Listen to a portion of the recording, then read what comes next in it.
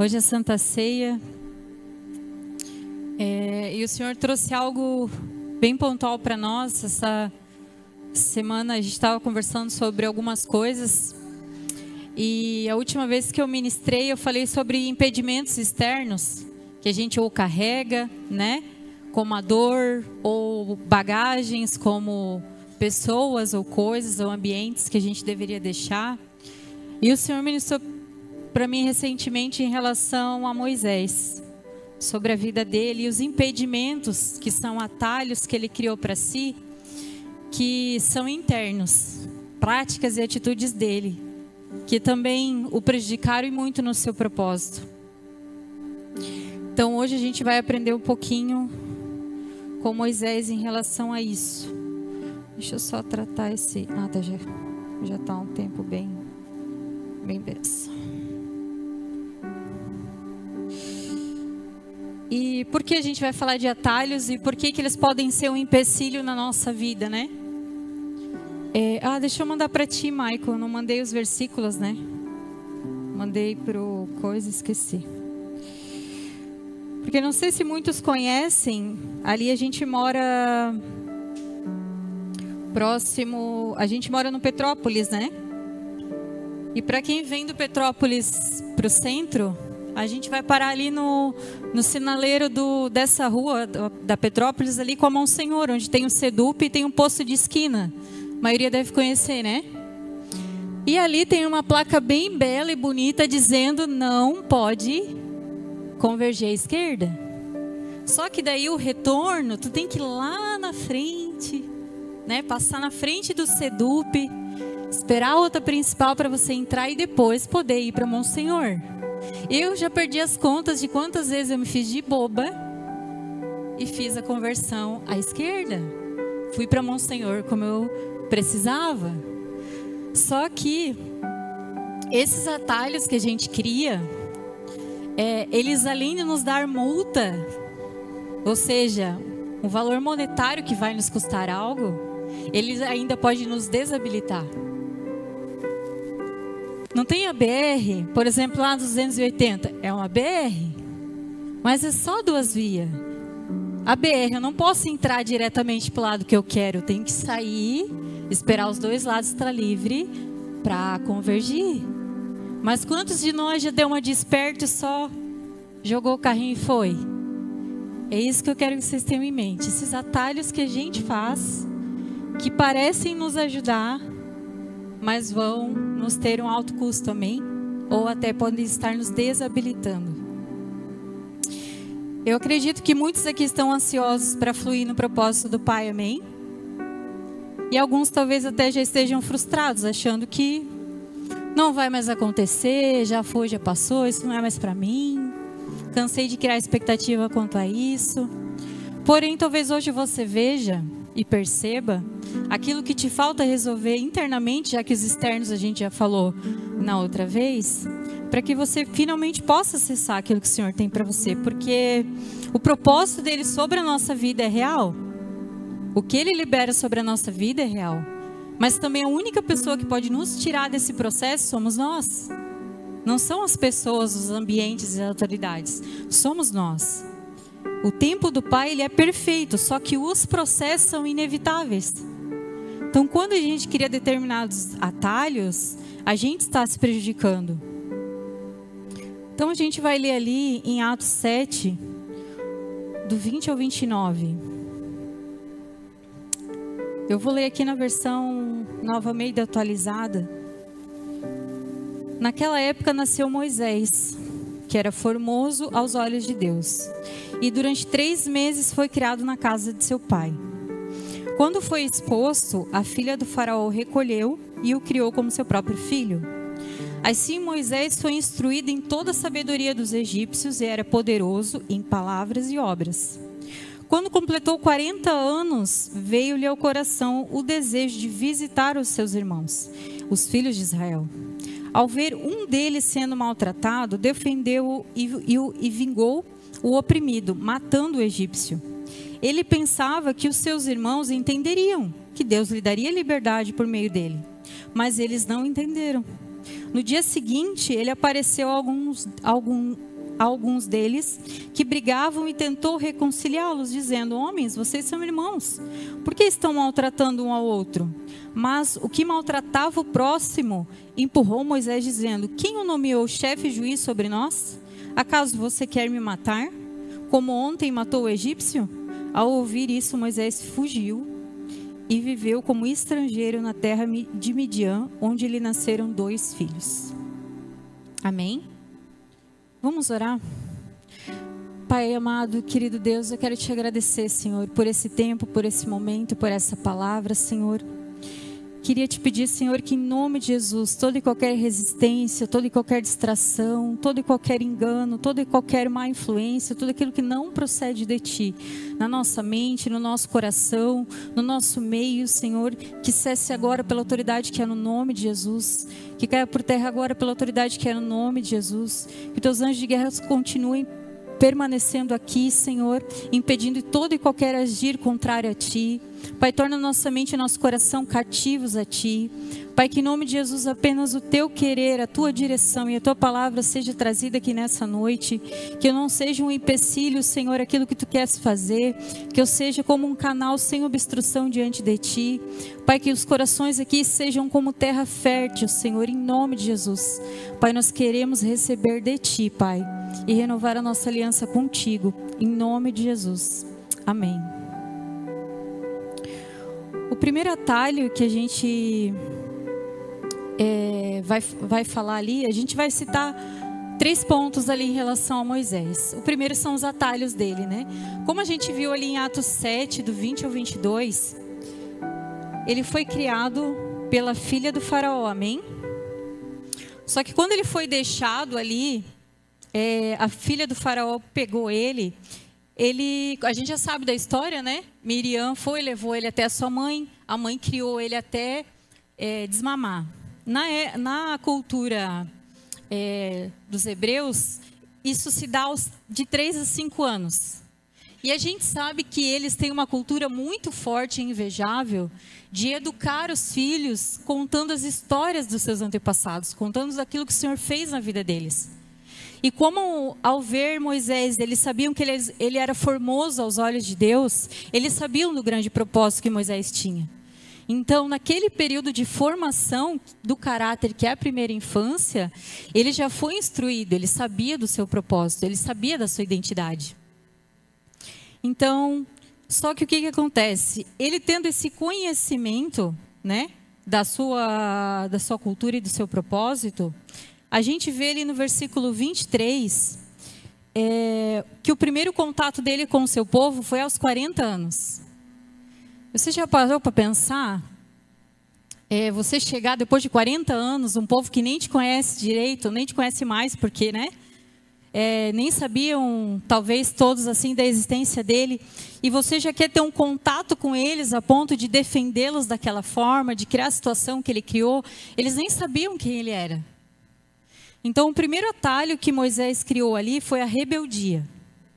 A rebeldia é quando você tenta criar oportunidades para si sem uma direção. Ou, às vezes, totalmente contrária à direção de Deus para a tua vida. Porque você sabe que se Deus te direcionar a algo, com certeza não vai ser para você ser imprudente. Porque o nosso Deus é um Deus prudente. Então, com certeza, Deus teria falado talvez para ele ir primeiro à casa dos pais dele, né? Refazer o laço e o contato com seus familiares, e aos poucos construindo um relacionamento com aquele povo, porque com certeza Deus tinha sobre a vida dele ele ser o libertador, mas não é dessa forma abrupta, dessa forma, sem essa construção, sem esse processo, que ele iria acessar. Então, esse primeiro atalho foi a rebeldia, porque justamente ele trouxe para si uma situação sem direção.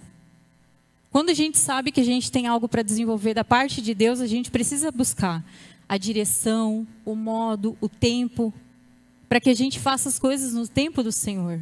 Quando a gente chega num lugar, todos nós temos o período do processo da construção. Quando eu cheguei aqui, era algo que o Gilvan sempre falava para mim. Elida, tem uma construção, existe uma construção. E é verdade, é fato. Tem pessoas que mesmo nessa construção vão continuar sem te aceitar e te respeitar? Tem. Só que muitas das pessoas não. Eles vão te conhecer, eles vão te entender, eles vão se conectar. Mas todo lugar que a gente passa e que a gente vai, existe uma construção. Ninguém acessa nada simplesmente por querer, por ter experiência, por ter esse propósito, por ter esse chamado. É necessário a construção natural, com os homens, com as vidas, com as pessoas, e tudo dentro da direção, do modo e do tempo do Senhor. Por isso que o primeiro atalho foi essa rebeldia, porque apesar de existir o propósito sobre a vida dele, a forma de resolver isso foi da sua forma. E a rebeldia, para quando a gente ali também fala, né? Vindo agora aqui para Êxodo, ela vai explicar um pouquinho mais sobre esse período, né? Como é que foi ali a questão da luta com o egípcio, né? A defesa dele. Está ali em Êxodo 2, do 11 em diante. Anos depois, já adulto, Moisés foi visitar o seu povo e descobriu que eram forçados a realizar trabalhos pesados. Durante sua visita, viu um egípcio espancar um hebreu, um homem de seu povo. Olhou para todos os lados e, não avistando ninguém por perto, matou o egípcio. E em seguida escondeu o corpo na areia. Então, a falta de temor ao Senhor, com certeza, ela vai abrir a porta da rebeldia no nosso coração. Por quê? Porque o temor ao Senhor, eu estou preocupada com Ele dentro de mim. Eu não estou preocupada se as pessoas estão me vendo. Eu sei que quem habita em mim vê tudo que eu estou fazendo.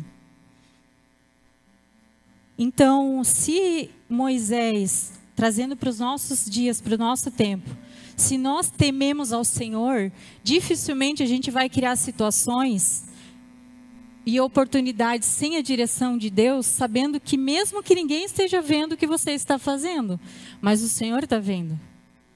O Senhor que habita em nós está vendo. E a rebeldia, ela é considerada como uma idolatria, porque ela coloca no centro a tua vontade, o teu querer, a tua forma de fazer as coisas. Então Moisés, quando ele viu que ninguém estava vendo, ele foi lá e fez justiça com as próprias mãos. Ele tinha um senso de libertador, mas não era daquela forma, amém? Porque é contrário à palavra de Deus, ele jamais mandaria ele matar daquele jeito. Você consegue perceber assim, ó, ele era o príncipe do Egito, ele precisava matar? Não precisava. Ele exerceria autoridade natural com aquele egípcio. E ele ia parar de fazer o que ele estava fazendo.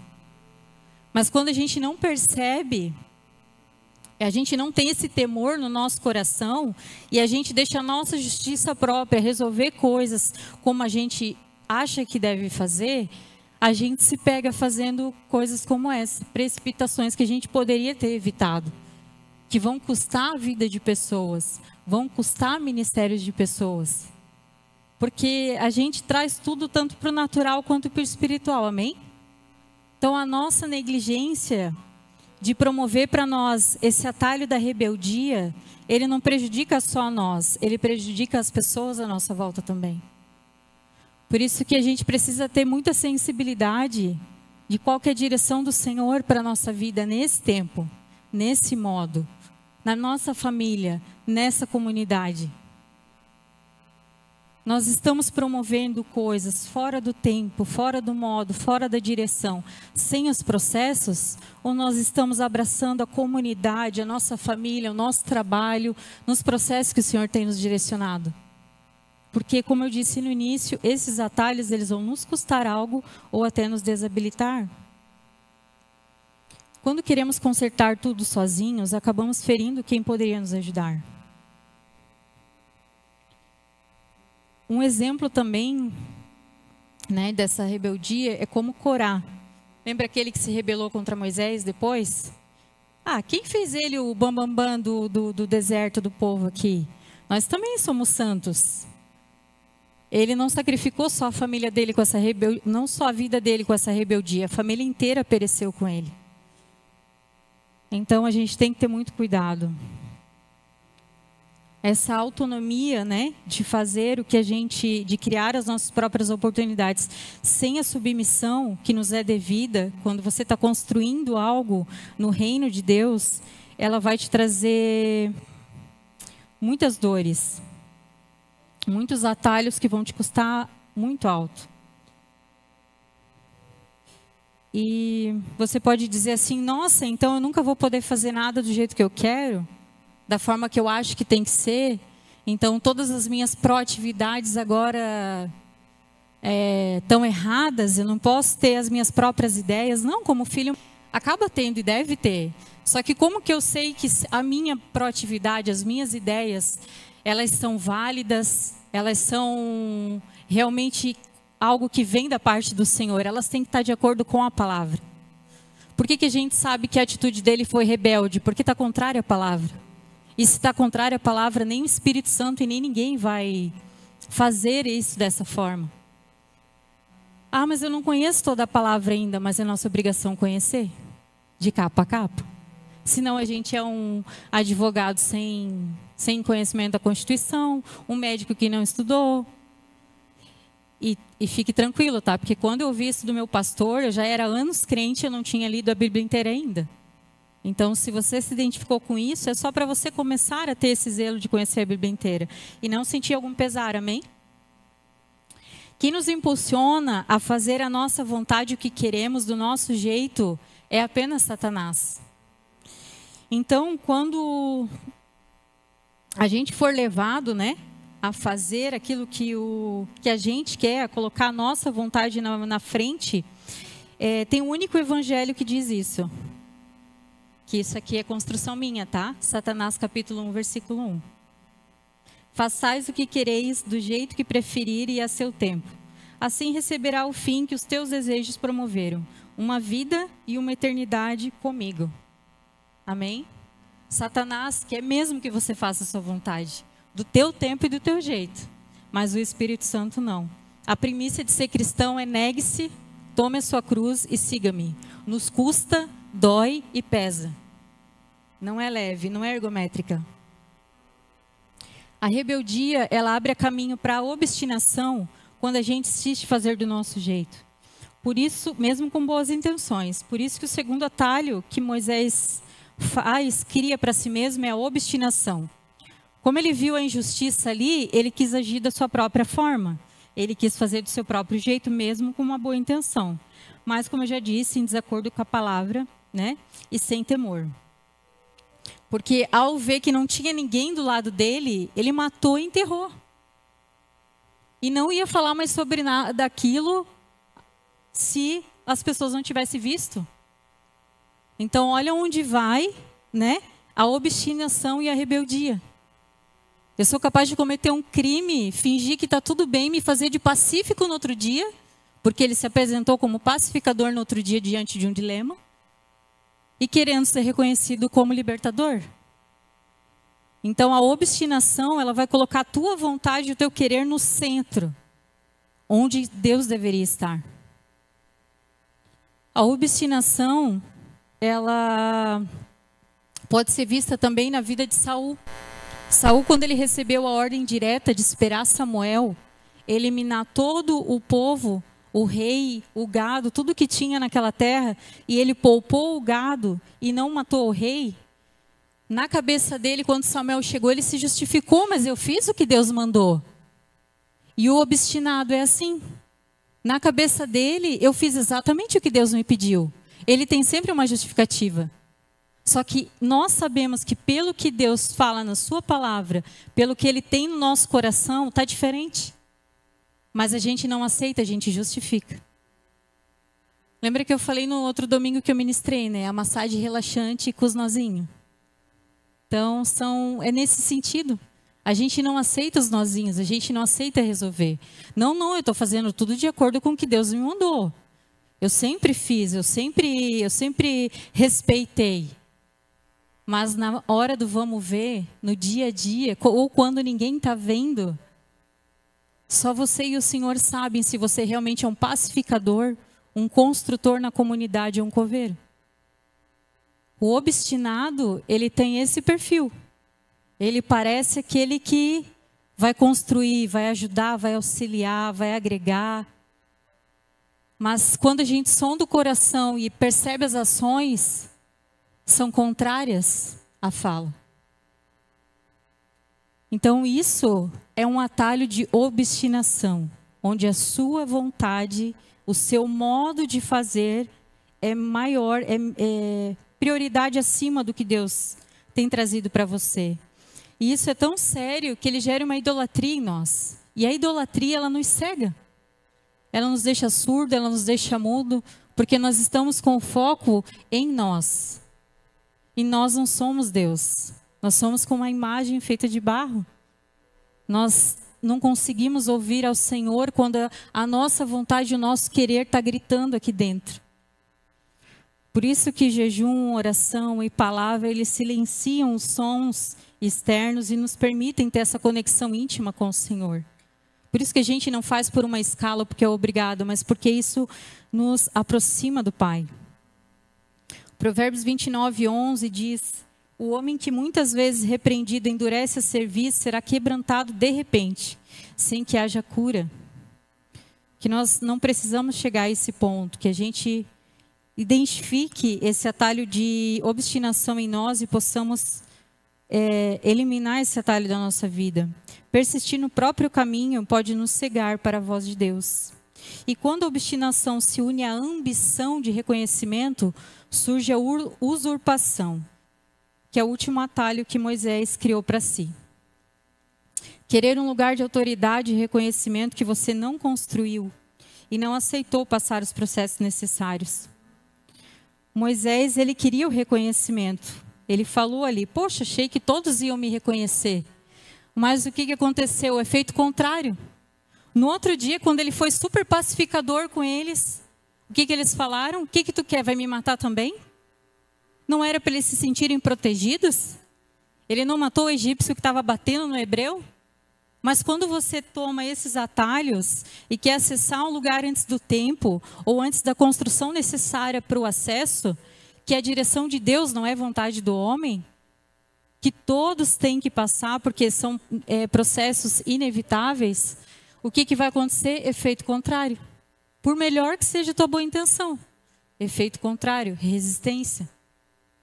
E foi isso que Moisés provou. Ele fez algo cheio de boa intenção, mas não deu certo.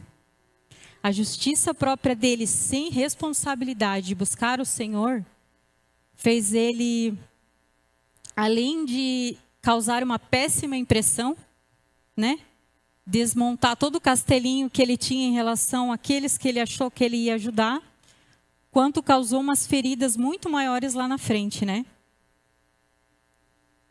Ele queria esse acesso, né? Ele queria o acesso daquilo que ele sabia que ele ia viver, porém, sem o propósito espiritual e natural que ele precisava ter.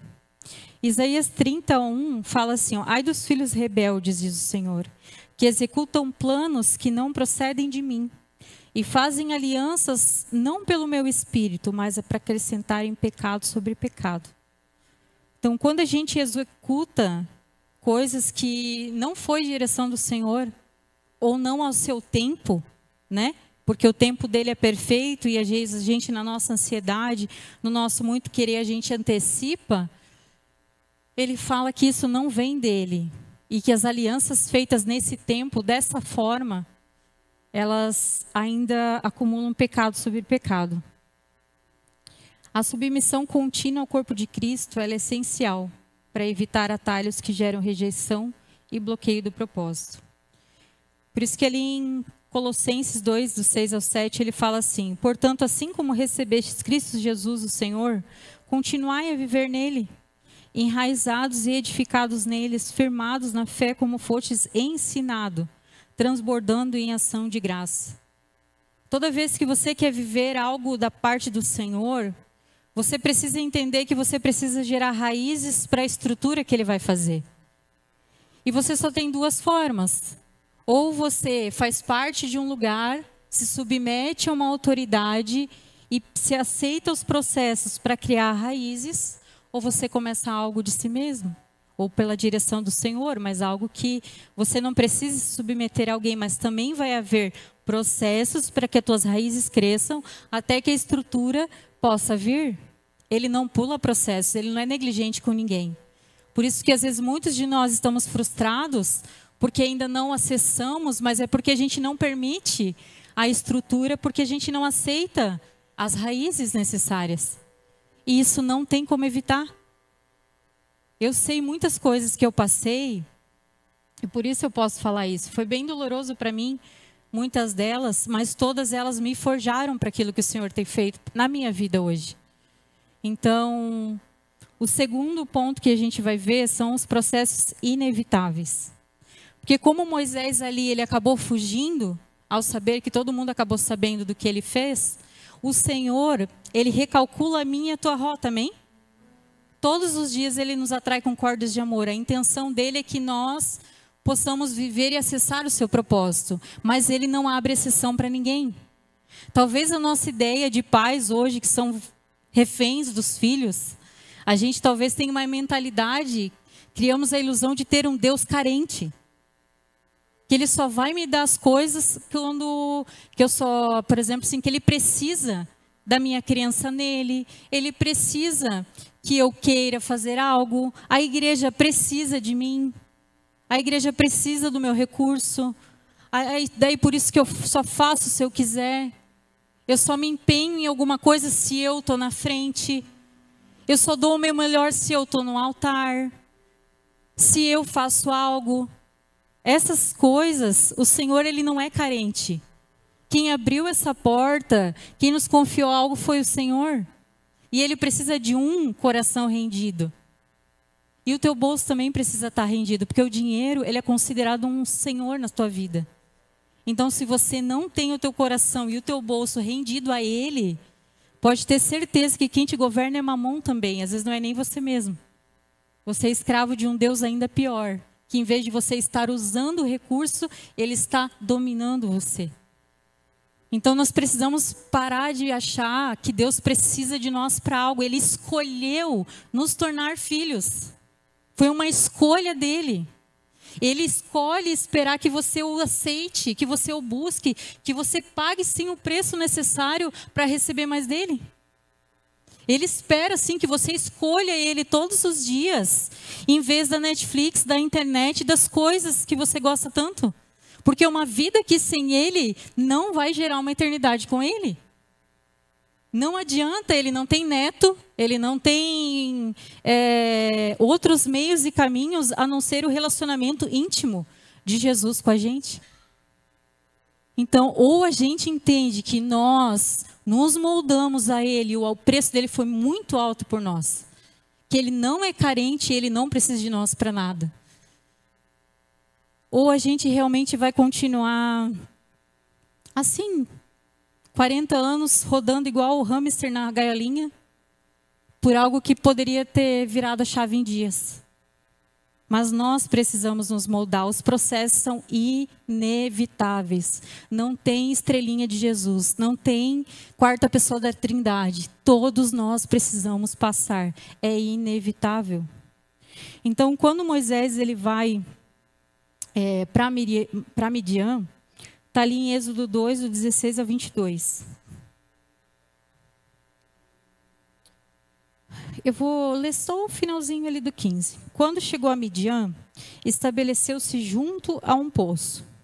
O sacerdote de Midian tinha 7 filhas que foram ao poço, né, tirar água e encher os bebedouros para o rebanho de seu pai. Então alguns pastores chegaram e as expulsaram de lá. Moisés, porém, defendeu as moças e tirou água para o rebanho delas. Quando as moças voltaram para o seu pai, ele lhes perguntou: por que vocês voltaram tão cedo? E elas responderam: um egípcio nos defendeu dos pastores e depois tirou água e deu de beber ao nosso rebanho. E onde ele está? Perguntou o pai. Por que não o deixaram lá? Convide-no para comer conosco. E Moisés aceitou o convite e foi morar com Reuel. Depois de algum tempo, Reuel entregou sua filha Zípora em casamento a Moisés. Mais tarde ele deu à luz um menino, a quem Moisés chamou de Gerson, pois disse: sou forasteiro em terra alheia. Então, o processo inevitável de Moisés, que Deus recalculou a sua rota para que ele fosse viver, ele começa ali com uma proteção, agora com o serviço. Ele não só protegeu as moças, mas ele serviu elas. Ele construiu algo, ele já foi diferente. Ele apenas não quis fazer as coisas do seu jeito e da sua vontade. Ele fez de uma forma mais direcionada, mais humilde. Independente de ter algo ou não, porque ele serviu elas e ficou ali. Não cobrou, não pediu, não exigiu. Então, o segundo processo que ele passou ali foi a submissão ao sacerdote, porque ele foi convidado para morar lá. Mas tu imagina, tu vai trazer alguém para morar na tua casa, a pessoa precisa se submeter aos teus costumes, aos teus hábitos, às tuas coisas, né? Ali ele aprendeu a pastorear, a cuidar do rebanho de Reuel, né? E com certeza foi justamente esse processo de submissão, de humildade, de construção, de cuidar de ovelhas que não eram dele, que chegou a ponto de Reuel olhar para ele e entregar a sua filha, porque ninguém entrega uma filha para alguém que não confia, para alguém que não é submisso, para alguém que não está construindo algo contigo. E se Moisés não tivesse sido transformado de coração, ele teria aproveitado a oportunidade agora de uma posição e teria feito, com certeza, as práticas antigas. Teria usurpado, teria sido rebelde, teria sido obstinado, mas não. Começa ali o capítulo 3, falando justamente que Moisés estava cuidando do rebanho de seu sogro. Ele continuou cuidando, ele continuou servindo. E isso permitiu que agora ele tivesse essa construção também familiar. O Senhor tratou, mesmo na fuga dele, o seu caráter, arrancou dele esses atalhos que ele criou para si, e agora permitiu que ele também construísse uma família saudável e diferente. E a partir desses acessos inevitáveis que ele passou, o terceiro ponto e último que a gente vai ver é esse acesso gerado pela presença. Porque é inevitável a gente passar pela submissão, pela construção, pelo respeito, pela honra, pelo amor, pela humildade de fazer sem título, sem intenção, sem nada. Porque eu amo o Senhor. Eu amo as coisas do Senhor. Elas são prioridades para mim. Se você tem um chamado de evangelista, você não precisa esperar o pastor fazer um grupo de evangelismo. Você automaticamente se junta com as pessoas, você conversa com os irmãos, você vai para as praças, você vai para os lugares que tem pessoas aí jovens e você vai falar com as pessoas. Se você tem o chamado pastoral, você não espera um cargo, você não espera uma ministração, porque pastor, nem todo pastor prega, mas todo pastor cuida de pessoas, pastor tem cheiro de ovelha. Você se envolve, você constrói relacionamento com a comunidade, você está junto com as pessoas. Nós construímos isso naturalmente, é uma construção inevitável. E a partir o reconhecimento natural vem. Porque eu não preciso fazer para ser, eu sou para fazer. Tem muitos lugares aí fora que são assim. Vão te dar uma lista de tarefas para você ser líder, você vai fazer, você vai cumprir e vai chegar lá, aí você vai ser. Você faz para ser. Na Five nós esperamos você ser para fazer. Porque você precisa ser envolvido com as coisas do Senhor. Você precisa naturalmente ter esse amor pela comunidade, independente de qualquer coisa. Porque quem tem esse coração rendido, esse coração que busca a presença, o que Jesus fez sendo o próprio Deus? Primeiro que ele não usou por usurpação ser igual a Deus. Outra que o exemplo que ele nos deixou sendo Deus foi de servir, lavar os pés, ser humilde. Então não existe uma pessoa que está em Cristo buscando a presença, priorizando as coisas do Senhor, a sua direção, a sua relação, que não queira naturalmente servir, que não queira naturalmente ter uma vida entregue às coisas do Senhor, que naturalmente não priorize as coisas do Senhor como prioriza os homens lá fora. Porque o Senhor olha e vê todas as coisas. Ele nos sonda e nos conhece. Então, se nós não somos uma prioridade nem para Ele no nosso secreto, muito menos para a nossa comunidade, como nós vamos acessar aquilo que o Senhor tem para nós? São processos inevitáveis? A igreja é uma família, a comunidade é uma família que está ansiosa para ter conexões ainda maiores do que a gente tem hoje. Mas são processos inevitáveis, amém? Ao concluir o seu processo e ser transformado ali, como a gente já viu, a presença veio. Porque ali em Êxodo 3, ele fala assim: certo dia Moisés estava cuidando do rebanho de seu sogro Jetro, sacerdote de Midian. Ele levou o rebanho para o deserto e chegou ao Sinai, o monte de Deus. Ali o anjo do Senhor lhe apareceu no fogo que ardia no meio de um arbusto. Moisés olhou admirado, pois embora o arbusto estivesse envolto em chamas, o fogo não o consumia. Que coisa espantosa, pensou ele. Por que o fogo não consome o arbusto? Preciso ver isso de perto. Quando eu li sobre isso, o Senhor mostrou para mim que o que ele estava revelando a Moisés, claro, né? Isso talvez para o nosso contexto de hoje, é que aquilo que você carrega, assim como ele sabia do seu propósito de libertador, ele não precisa consumir ninguém. Ele não precisa matar ninguém. Ele não precisa ferir ninguém. Ele não precisa atacar a identidade de ninguém. Porque a sarça estava envolta no arbusto, mas ele não se consumia. Moisés a primeira vez matou, enterrou. Agora ele teve uma experiência que ele poderia ter a presença, a unção, o tempo certo, o acesso, mas agora ele não vai precisar consumir mais ninguém. Ele não vai precisar ferir mais ninguém. Ele vai ser guiado e direcionado pelo Senhor naquilo que ele tem para fazer. O temor ao Senhor agora está nele. Ele foi um cara tão marcado pelo temor que ele foi o único a falar com o Senhor face a face. Enquanto todos quiseram só ouvir falar de Senhor, ele ficou com o Senhor por muitas vezes. Então, o que o Senhor mostrou para ele foi tremendo. O processo dele, aquilo que ele viveu ali, foi uma experiência maravilhosa. Além dele entender que na primeira vez ele não tinha presença. Ele só tinha boa intenção, ansiedade e convicção do propósito dele. Mas a presença é a chave que falta para mim e para você. Aí você pode dizer assim, não, Elida, mas eu busco tanto, eu sei tanto. Amém, eu entendo. Eu vi que a maioria viu o vídeo que eu postei ali, do cara descascando, falando que o evangelho verdadeiro não é o que vai te prometer vitória, vida boa e plena, mas vai te matar, porque é o que Deus veio fazer com nós. Morre, Elida, para que o Senhor viva em mim. E no final ele fala assim, como os irmãos que vêm, pastor, estou 3 anos aqui. E ele olha para a pessoa e fala assim, pois é, que bom. Agora tu vai aguentar coisas mais fortes que há 3 anos atrás tu não aguentava. Então, Deus faz essas coisas com nós. Às vezes a gente acha que está pronto. E a gente realmente carrega a presença. Mas quando for realmente para estar pronto, todas as coisas vão cooperar para o bem. E às vezes essas coisas são tão particulares, tão internas, que só o Espírito Santo para testificar no teu coração mesmo, se você tem promovido para si esses 3 atalhos. Porque eles são pecados gravíssimos.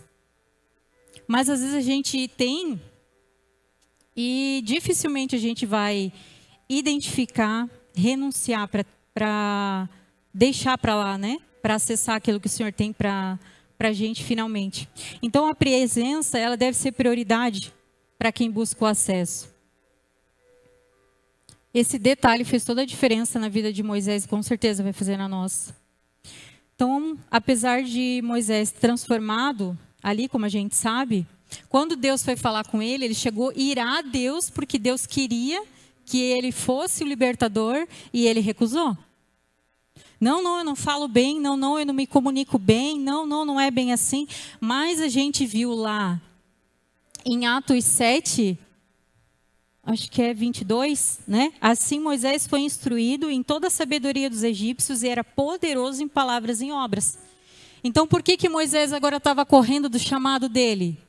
Porque quando ele quis, ele foi frustrado. Quando ele quis, o povo rejeitou ele. Mas o povo rejeitou ele por quê? Porque Deus quis que ele fosse rejeitado ou foi a imprudência dele? Ou foi o atalho que ele pegou que custou isso a ele? E quantos de nós estamos aqui? Não, eu nem acredito mais porque já passei tanta coisa. Não vai dar mais porque já aconteceu isso, já aconteceu aquilo, já aconteceu aquele outro. Mas foi Deus que promoveu isso, aquilo, aquele outro? Ou foi a nossa imprudência, os nossos atalhos? Porque se foi, hoje é tempo de trazer isso à mente. Recomeçar, recalcular, entregar aos pés do Senhor e dizer, Pai, realmente, aquilo tudo aconteceu, mas eu tive a minha porção de rebeldia, de obstinação, de usurpação, e hoje eu não quero mais isso para mim. Além de ter levado Arão com ele, de algo que era para ele. Então, será que a gente também não está carregando nenhum Arão aí daquilo que é só para nós? Daquilo que o Senhor tem específico para nós? Por isso, além de você identificar os seus atalhos, você precisa reconhecer, se arrepender e resolver. Amém? Vamos ficar de pé?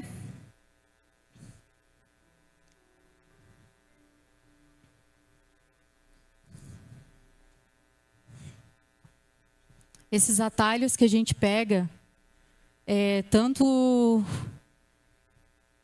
em relação à direção do Senhor, quanto à direção das autoridades sobre a nossa vida, e às vezes até no relacionamento, no casamento, quando a gente força coisas que não deveria, a gente tem que ter essa consciência que eles vão nos paralisar. Como eu disse, o atalhozinho ali que eu pego, para mim é de boa. Para mim eu acho que está tudo certo. Mas isso vai me custar multas e desabilitação. Então nem todo atalho vale a pena. Pode apagar as luzes, irmão. Então a gente tem que ter essa consciência. Que às vezes o que eu tenho construído, às vezes até de forma inconsciente, eu preciso resolver. Eu preciso confessar. Eu preciso entregar. Para que o Senhor possa finalmente me alinhar. E eu possa começar a ter esse exercício de ser submisso à vontade do Senhor, à minha liderança, às autoridades, ao meu cônjuge, começar os processos de construção necessários, a minha fé verdadeira que vem com confiança e comprometimento, o alinhamento que eu preciso ter para os acessos, porque são processos inevitáveis. O desejo do Pai é que todos nós, que somos filhos amados, desejados, escolhidos por Ele, possamos acessar o nosso propósito integralmente. Assim como Ele veio e passou os seus e a construção necessária para tal. Porque Ele, sendo Deus, Ele não precisava vir beber e passar todo o processo que Ele passou, mas Ele passou. Então, é inevitável para nós também, amém? Vamos orar? Vamos render ao Pai e buscar o que realmente importa, que é a sua presença. Eu gostaria de te convidar a vir aqui para que você mesmo falasse com o Pai.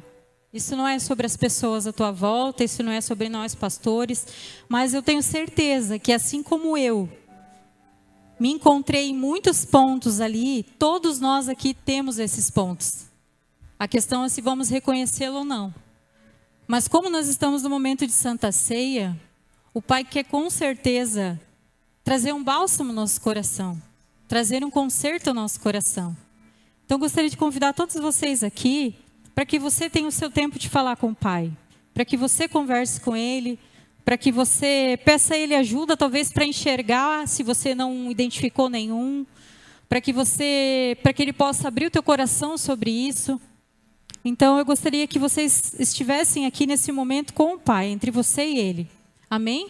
Podem vir todos vocês.